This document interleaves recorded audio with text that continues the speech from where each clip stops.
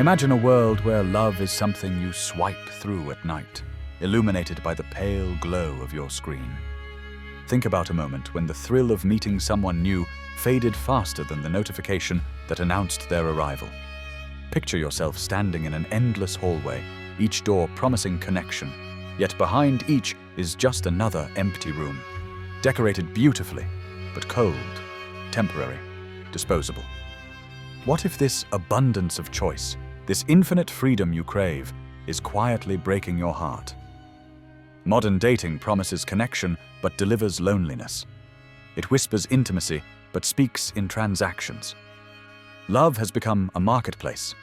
People turned into products, experiences measured by satisfaction ratings, hearts reduced to likes, matches, and fleeting validation. The irony is bitter. The more choices you have, the less chosen you feel.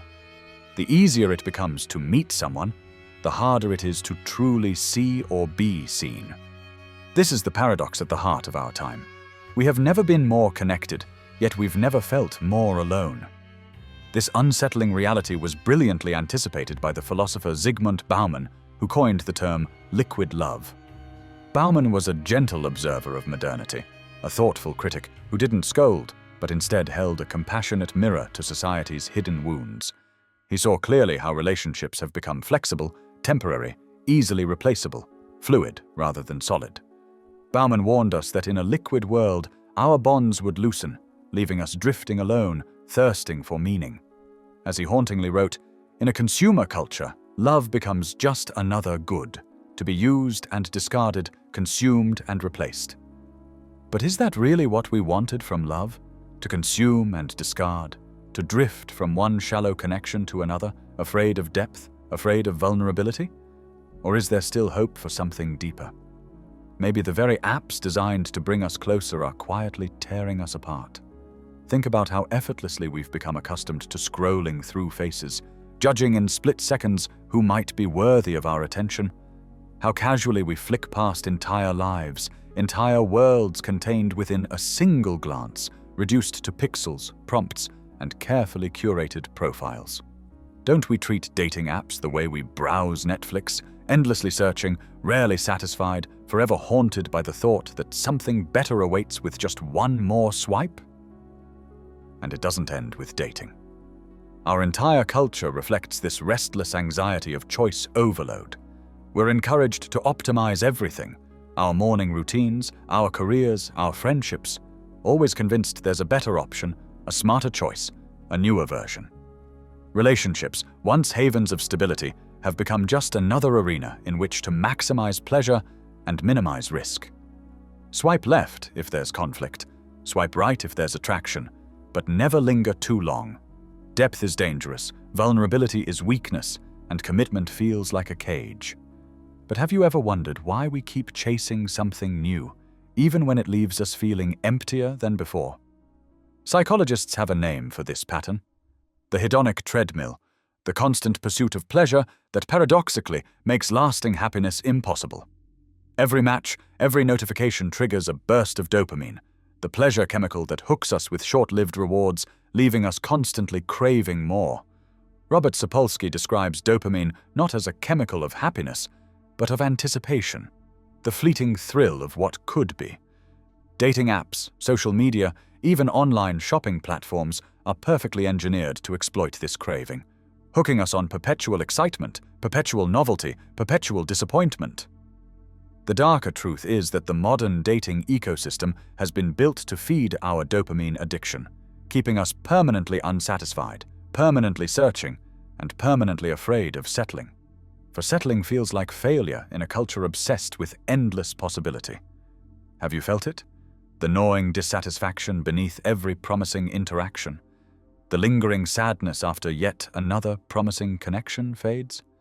Why do we keep returning to the very system that makes us lonelier with every swipe, emptier with every encounter? Maybe because facing the truth would mean confronting our own fears, that perhaps we are complicit in our loneliness, willingly trading depth for convenience, intimacy for illusion, love for a fantasy we know we'll never reach. Take a moment now to honestly reflect. How often have you found yourself holding back, guarding your true self behind carefully curated photos and witty replies, too afraid to reveal the imperfect, messy reality that makes you truly human? How many conversations have ended abruptly, abandoned the moment real vulnerability entered the chat? Can you feel the quiet tragedy in that? The silent ache behind every unread message, every unanswered call, every ghosted conversation? Sit with that feeling, just for a moment. Allow yourself to recognize this uncomfortable truth. The deeper connections we long for will remain impossible as long as we continue to chase fleeting, dopamine-fueled fantasies rather than risking the beautiful danger of real intimacy. And yet, this silent ache isn't new.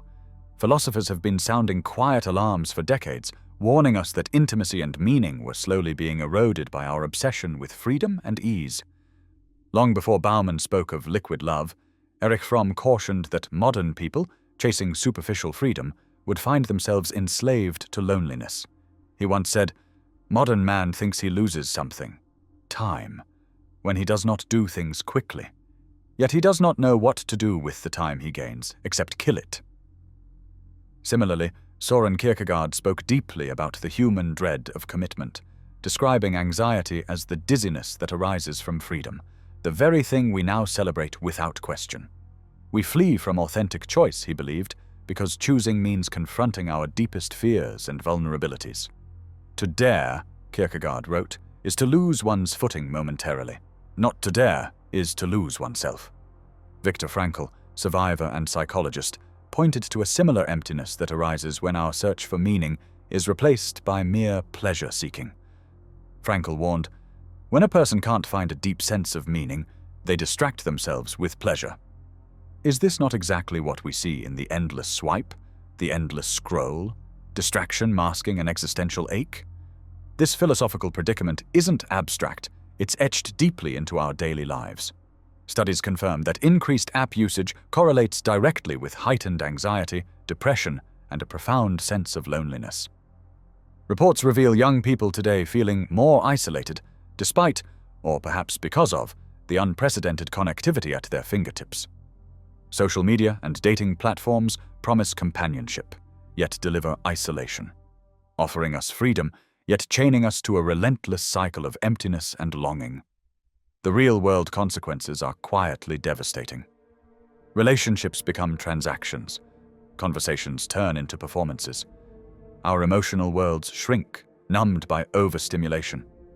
We become spectators in our own lives, watching from the outside, fearful of showing our true selves, terrified of rejection or judgment. And beneath it all, there is a growing sadness, a silent epidemic of disconnection hidden behind perfectly curated lives and smiling profile pictures. Have you sensed this loss in your own life? The slow erosion of authenticity and depth, replaced by empty rituals of validation? Can you recognize those moments when you've sacrificed genuine connection for momentary gratification? When fear whispered that you weren't worthy of real love, or that true intimacy might demand too much? It's here, at this fragile, comfortable realization, that awareness begins. What if instead of running from discomfort, you paused and acknowledged it? What if you simply observed your own patterns, the hurried judgments, the restless searches, the ease with which you discard others, and perhaps yourself, at the first sign of imperfection? Awareness is gentle but powerful. It asks nothing more in this moment than your willingness to see, to truly see, the invisible threads that keep you tied to emptiness, preventing you from embracing the richness, vulnerability, and depth you crave. Can you, for a moment, courageously look within and notice that perhaps the chains you feel aren't external, but held quietly, unconsciously, within your own hands? What if there's another way, a quieter path, lit by courage rather than dopamine? What if freedom isn't found in endless choices, but in choosing deeply and consciously? Imagine yourself stepping away from the noise into the silence of genuine presence. Picture connections no longer measured by likes or matches, but by the depth of understanding, the tenderness of shared vulnerability, and the courage to remain even when imperfection arises. This is a vision not of liquid love, but of rooted love. Love anchored in clarity and intention, free from the frantic anxiety of perpetual searching. It's intimacy built slowly, with patience and authenticity, like a garden carefully tended rather than a marketplace swiftly browsed. It means meeting someone not as a consumer choosing a product, but as a human being courageously choosing another, fully, deliberately, and without fear of what might be missed elsewhere. And maybe, just maybe, it's the kind of love you've quietly longed for all along. To step into this deeper reality, you don't need grand gestures or drastic changes, just small moments of conscious intention. Next time you pick up your phone, pause. Before you swipe or scroll, ask yourself gently, what am I truly searching for in this moment? Is it distraction, validation, or genuine connection? Allow yourself to slow down your interactions. Resist the urge to rush toward the next thrill. Instead, linger in conversation, even if it feels uncertain or imperfect, especially then. Practice curiosity over judgment, empathy over evaluation. Risk vulnerability in tiny ways. Share something real, something imperfectly human, even if it feels uncomfortable at first. True intimacy grows precisely where comfort ends. Notice your feelings of discomfort or loneliness. Rather than turning away, lean into them. Allow them to teach you what you truly value and what your heart most deeply craves. These small actions, repeated consciously, become habits of the soul, quiet acts of rebellion against a culture determined to keep you restless and unfulfilled. Remember the endless hallway from before, with its countless empty doors? Maybe you don't need to open all of them. Maybe what you're truly looking for is behind just one, a door opened carefully, thoughtfully, with intention rather than impulse. Perhaps the greatest act of courage in our liquid age isn't to seek endlessly, but to pause long enough to be found. Because the chains we carry may indeed be invisible, but they can be broken, not through frantic striving, but quiet awareness, genuine connection, and the gentle bravery to choose depth over distraction. So ask yourself now, quietly, truthfully, will you continue chasing ghosts in the endless marketplace of liquid love? Or will you pause, breathe deeply, and finally step into the beautiful, messy, profoundly human freedom of genuine intimacy? If this message reached a part of you that words can't quite name, write in the comments, I stayed when I could have disappeared. That way, I'll know you saw the mirror in the story, not just the surface, but the fracture beneath. Tell me what this brought up for you, the ache, the pattern, the turning point. This place isn't built for entertainment. It's built for those quietly trying to remember who they are beneath the noise. And if you've come this far, don't retreat. The next chapter is waiting, and it matters that you follow it.